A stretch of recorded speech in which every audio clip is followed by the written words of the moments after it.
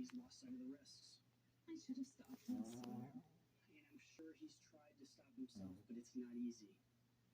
He honestly thinks he's controlling his pain, but after years of abuse, he's not getting the same relief. Now I suspect he's dealing with multiple medications, higher dosages, and deadly combinations. Oh my god. Now the important thing is that we can get him to admit to his addiction and get him help. There's no chance of any recovery unless we would be able to get him to admit his addiction. But what I didn't realize was how irrational he had become. Call security.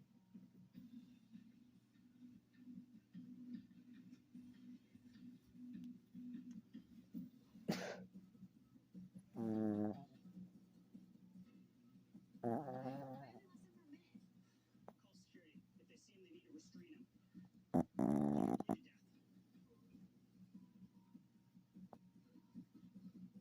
Bleed to death. Unbeknownst to us, Stan's full list of medications include methadone and hydrocodone, and he kept some of them stashed in his locker.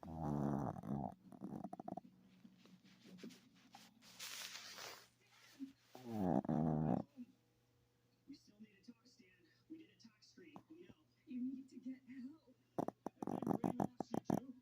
Only your brainwashes you. You convince yourself you can handle this, and you can't. I'm telling you, there's nothing to handle. Please. Look at yourself.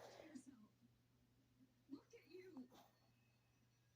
I won't stand here and watch you kill yourself. You can do that.